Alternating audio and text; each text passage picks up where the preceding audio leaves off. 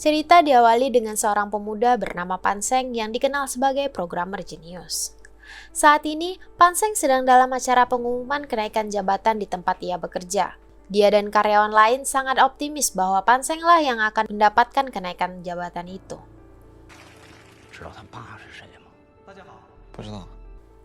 Tetapi tidak diduga yang dipanggil bukanlah Panseng. Orang itu ternyata menggunakan kekuatan orang dalam untuk mendapatkan jabatan tersebut. Karena tidak puas dengan hal itu, dan ditambah dia sudah mendapat tawaran pekerjaan lain di Singapura, Panseng langsung pergi begitu saja dan mengundurkan diri secara spontan. Sebelum keluar, Panseng melakukan sedikit kejahilan.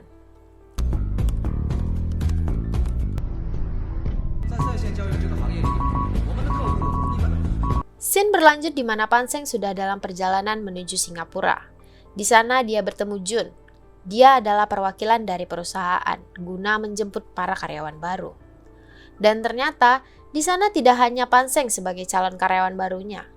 Ada beberapa calon lain yang mendapat tawaran serupa. Setelah tiba di bandara transit yang berada di Kamboja, sebelum jadwal penerbangan berikutnya tiba, mereka menghabiskan waktu dengan berkeliling di sana.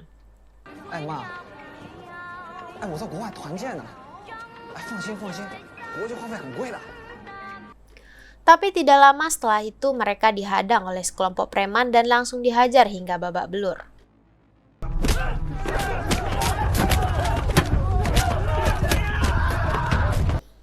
Panseng yang menyadari ada yang tidak beres langsung bergegas melarikan diri.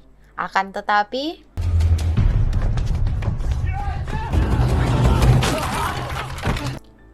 tidak pakai lama mereka disekap dan dibawa paksa, hingga sampailah pada sebuah pabrik bekas di pinggiran kota. Di sini mereka bertemu dengan seseorang bernama Lu. Dia adalah bos di sini. Saat ini Lu membawa mereka berkeliling dan melihat tempat di mana mereka akan bekerja. Di sana ternyata bukan tempat bekerja seperti yang diharapkan Panseng. Tempat ini adalah markas sindikat kejahatan online seperti judol, investasi bodong, dan penipuan online lainnya. Di saat sedang berkeliling, mereka dikejutkan dengan seorang pria yang disekap dan disiksa karena mencoba kabur dari tempat itu.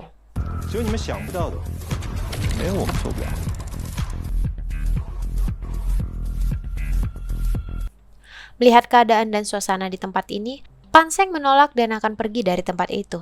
Tetapi Jun tidak membiarkan itu terjadi, karena sebenarnya sekali mereka masuk di tempat ini, mereka tidak akan dibiarkan keluar begitu saja. Dan karena tidak ada pilihan lain, Panseng menerima tawaran itu. Setelahnya Panseng dibawa ke sebuah sekolah TK untuk tempat tinggalnya, di mana dia dan puluhan karyawan lain tinggal bersama dalam satu ruangan kecil. Dan Jun kembali datang meminta Panseng untuk mengabari keluarganya untuk mengatakan bahwa dia baik-baik saja.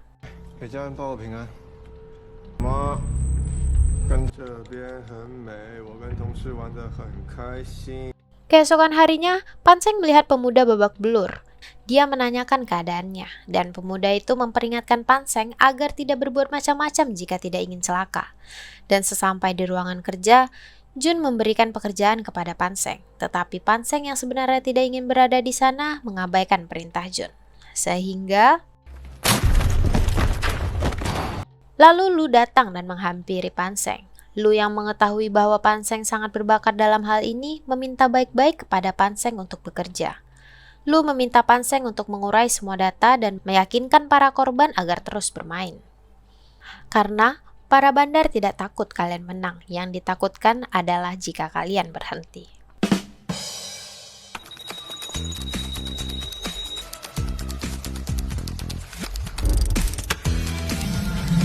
Dalam kesempatan itu, Panseng menulis permintaan pertolongan pada sebuah karton dan segera pergi ke toilet berniat untuk mengeluarkan kertas itu lewat jendela. Di sana, ia bertemu seorang wanita bernama Anna, salah satu pekerja di sana bagian host live judol. Anna memperingatkan Panseng agar jangan bertindak ceroboh jika tidak ingin celaka. Anna bercerita bahwa dia akan dibebaskan jika sudah mencapai target yang ditentukan, sekitar 5 juta yuan atau 11 miliar rupiah. Setelah mendengar itu, Panseng mengajak Anna untuk bekerja sama. Panseng akan membantu Anna mencapai targetnya, dan setelah Anna dibebaskan, Anna diminta untuk mencari bantuan untuk mengeluarkan Panseng dari sana. Tidak lama, muncul Jun yang sudah menunggu Anna dari tadi. Ia menggedor-gedor pintu.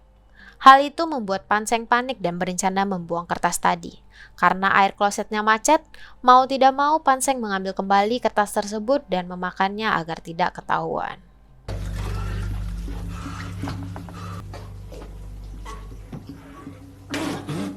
Kita dibawa kembali ke masa sebelum Anna berada di sini. Sebelumnya, Anna adalah model yang cukup terkenal. Tapi karena ulah suatu oknum yang memakai wajahnya untuk suatu iklan, dia difitnah mengkhianati perusahaan tempat dia bekerja. Dan hal itu membuat Anna mendapatkan pemutusan kontrak yang dimana dia tidak mendapatkan bayaran sebelumnya. Setelah itu Anna bertemu dengan temannya bernama Suang. Suang memperkenalkan Anna kepada Jun dan menawari Anna pekerjaan untuk menjadi host perjudian. Karena dengan iming-iming gaji yang besar, Anna tentu saja menerima tawaran tersebut. Sesampainya di sana, Anna dan para wanita lain diajarkan cara menjadi host live dan harus bekerja mencapai target hingga 5 juta yuan atau sekitar 11 miliar rupiah.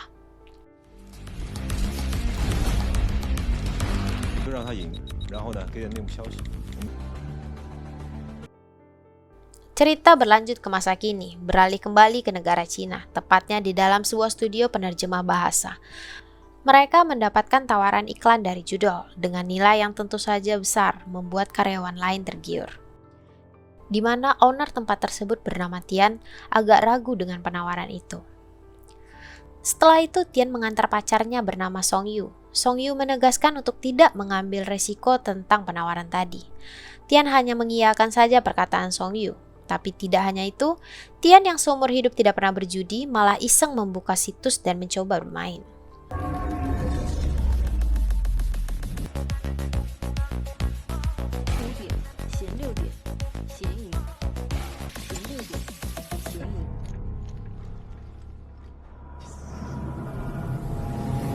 Tidak disangka, Tian mendapat kemenangan berturut-turut. Di mana hal itu membuat Tian menjadi merasa lebih jago dibandingkan bandar itu sendiri. Hingga Tian menjelaskan trik bermainnya kepada temannya. Dan setelah itu, Tian ingin membelikan alat musik mahal untuk pacarnya. Karena uangnya kurang, Tian mencoba kembali peruntungan dengan all-in untuk semesta dengan hanya satu putaran permainan. Di mana hal itu ternyata satu kesalahan besar dan akhirnya dia mendapat kekalahan.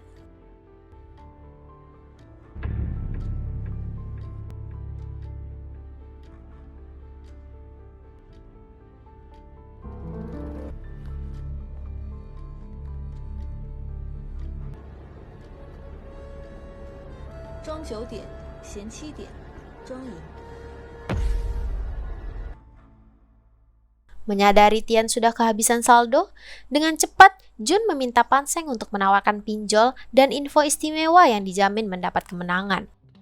Di mana Panseng yang berpura-pura menjadi Anna memberikan info roulette yang dijamin menang. Dan benar saja, setelah mendapatkan kemenangan dari roulette, Tian menjadi ketagihan bermain judol.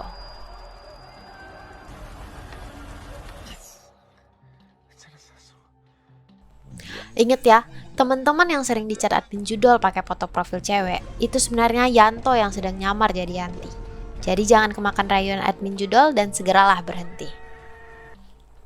Setelahnya Tian memberikan hadiah kepada pacarnya Song Yu. Song Yu tampak senang karena Tian berkata bahwa alat musik mahal itu dibeli dengan hasil kerja kerasnya. Dan bersamaan dengan hal itu, Tian mendapat chat dari Anna bahwa ada info gacor dan membuat Song Yu diabaikan. Di mana baterai ponselnya yang sedang sekarat tidak membuat dia patah semangat. Dan setelahnya hari-hari Tian tidak lagi sama. Di saat Tian sedang menonton bola, Tian mendapatkan tawaran lagi dari Anna bahwa ada judol yang berbentuk tebak skor dari pertandingan sepak bola atau basket. Hal itu membuat Tian meminta gaji 3 bulan ke depan kepada bos, menjual sepatunya hingga menipu ibunya agar ia mendapat deposit. Astagfirullahalazim. Dan beberapa waktu berikutnya, rumah Tian didatangi debt collector karena Tian belum membayar pinjol.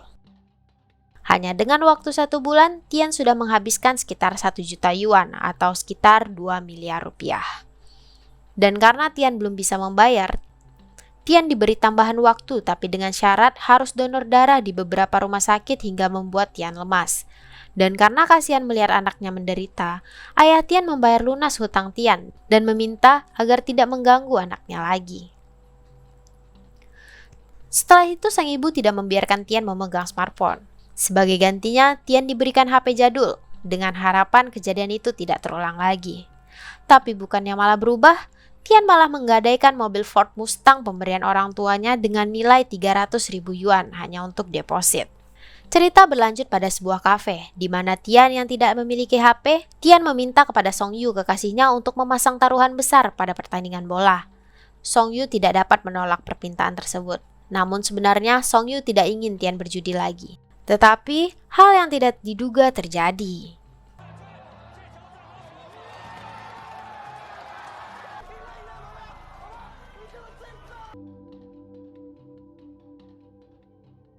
Dan ternyata tebakan Tian benar, dan akan membuat Tian menjadi kaya dikarenakan Tian bertaruh tinggi pada pertandingan tersebut. Namun kesenangan itu tidak berlangsung lama, karena Song Yu telah membatalkan taruhan tersebut sebelum pertandingan dimulai.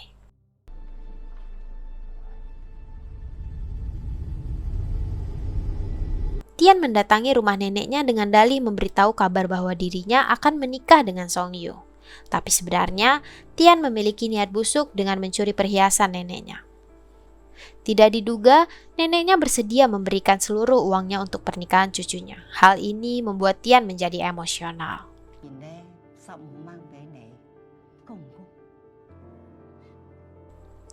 Sementara itu, di sisi lain, Song Yu membuat laporan ke kepolisian terkait penipuan online berkedok judol. Dan sekaligus meminta pertolongan kepada detektif wanita bernama Zhao untuk menyadarkan Tian yang sudah berlebihan karena judi online ini. Bukannya berubah, Tian malah semakin gila hingga mengurung ibunya dan mengancam akan bundir jika tidak diberi HP miliknya. Dengan berat, ibunya memberikan kode brankas yang di dalamnya terdapat HP Tian. Tapi Tian bukan hanya mengambil HP-nya saja, dia malah mengambil sertifikat rumah dan menggadaikannya dengan nilai 8 juta yuan atau sekitar 18,5 miliar rupiah. Menyadari Tian kembali online, si bos pun memancing nafsu Tian. Dan karena Tian terus memaksa dengan mempertaruhkan 8 juta yuannya, Lu pun mempersiapkan segalanya. Dan setelah memastikan uangnya masuk, Lu pun memberi perintah kepada anak buahnya untuk menarik uang yang sudah dipecah ke berbagai rekening. Karena mereka hanya memiliki waktu 10 menit sebelum pihak kepolisian menyadari aliran dana mencurigakan.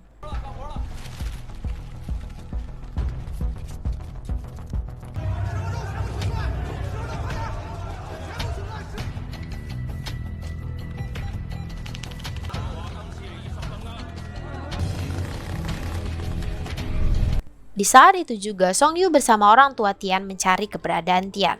Dan setelah mendapat informasi bahwa Tian ada di studio, mereka bergegas menemuinya. Bersamaan dengan itu, Tian yang sedang menunggu hasil taruhannya malah mendapatkan akunnya diblokir.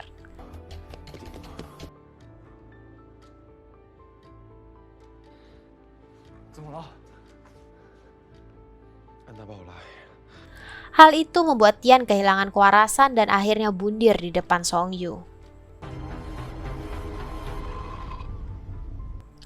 Di saat sisi lain berduka, di tempat jahanam tersebut mereka malah berpesta. Mereka menari di atas penderitaan orang lain, merayakan kemenangan tersebut.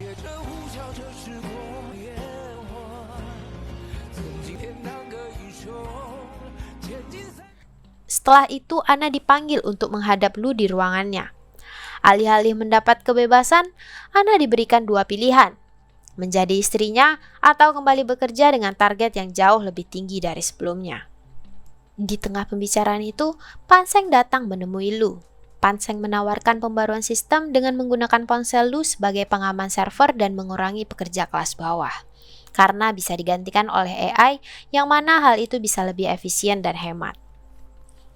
Karena kinerja Pan Seng yang bagus, dia pun dipindah ke kamar yang lebih layak. Di sana dia bertemu Anna yang sedang dihukum tidur di luar karena menolak ajakan Lu tadi malam.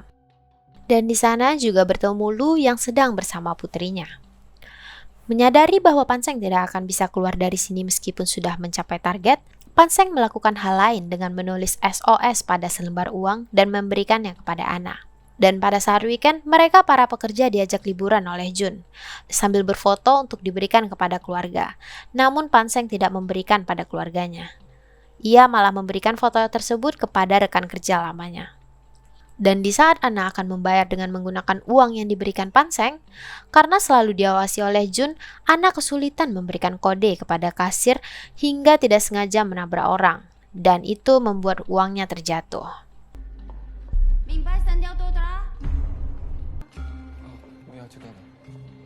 Sesuai dengan saran yang diberikan Panseng, para pekerja kelas bawah yang dapat digantikan oleh AI dipulangkan. Dan ternyata pemuda bonyok sebelumnya juga dipulangkan. Hal itu membuat pemuda itu berterima kasih kepada Panseng. Tapi sebelum pergi, Panseng memberikan uang yang bertuliskan SOS kepada pemuda itu, berharap kedok tempat ini bisa terbongkar. Di saat perjalanan, Jun kehabisan rokok dan tidak membawa uang tunai. Jun pun mengambil uang si bonyok untuk membeli rokok, di mana uang itu adalah pemberian Panseng yang berisikan kode SOS. Tidak pakai lama, kedok uang tersebut ketahuan karena kasir tidak menerima uang yang sudah dicoret. Mister? 这个冷是的，帮你们看播。 Hal tersebut membuat Jun menyadari bahwa ada yang mencoba meminta bantuan dari luar. Akibat hal tersebut, semua pekerja kembali dikumpulkan dengan si bonyok yang kembali bonyok, di mana Panseng yang mengaku bahwa itu adalah perbuatannya.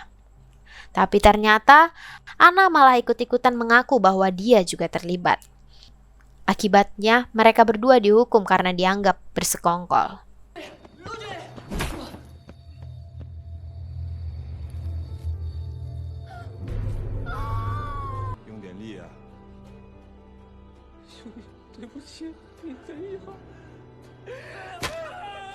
Di perjalanan pulang, Ana melihat kantor polisi dan hal itu membuat Ana nekat lompat dari bus dan pergi ke kantor tersebut untuk meminta bantuan.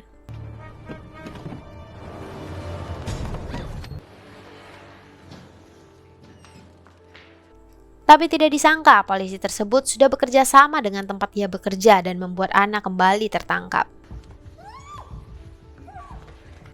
Ana ditangkap dan dibawa ke sebuah dermaga. Dia akan dibunuh dengan cara ditenggelamkan. Dan dari sisi lain, Jun mendokumentasikan hal tersebut untuk laporan kepada Lu.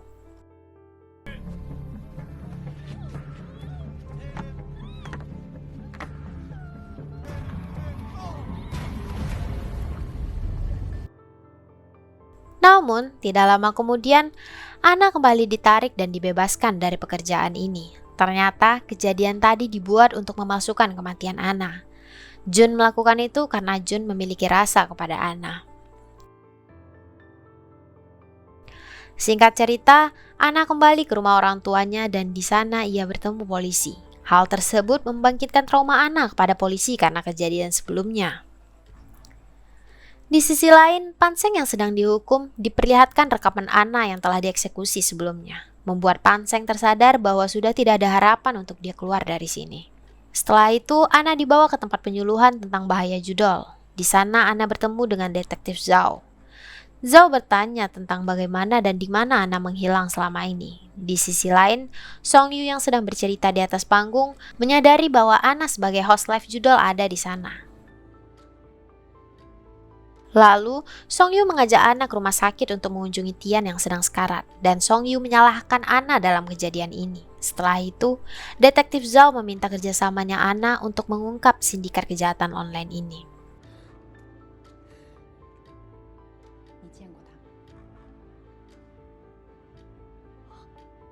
Detektif Zhao berangkat ke Kamboja untuk menangkap para komplotan ini. Di sana, Zhao sudah mendapatkan data para penjahat online ini melalui kantor imigrasi. Penggerebekan dimulai.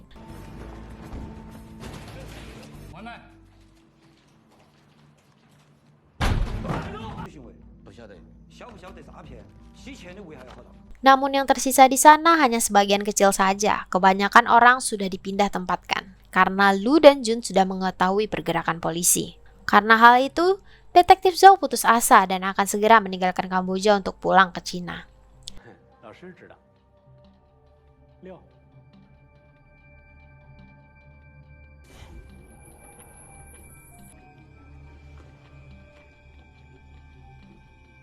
喂，哎，石警官，您好，我帮他报警了。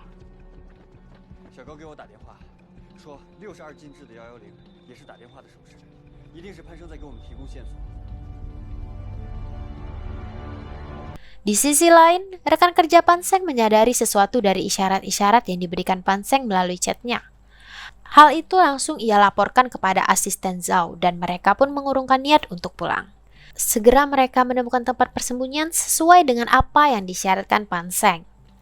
Karena ketatnya akses masuk dalam gedung, Ana pun diminta ikut dalam operasi ini. Pihak kepolisian juga meminta bantuan kepada kedai makan untuk menyelipkan pesan di dalam makanan Panseng. Panseng diminta untuk mengikuti isyarat tersebut.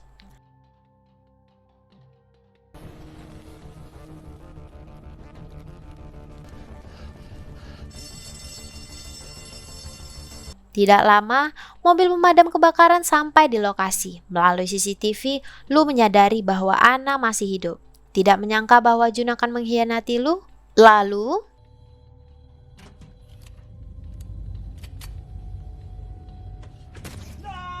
namun Lu tidak memarahi Jun karena sudah dianggap seperti keluarga sendiri. Lu meminta kepada Jun untuk menghapus semua data CCTV dan memerintahkan kepada semua pekerja untuk menghancurkan barang bukti. Di tengah kekacauan tersebut, Lu mendatangi Panseng, bukan untuk membunuhnya, namun Panseng diminta untuk membawa putrinya ke tempat sang ibu.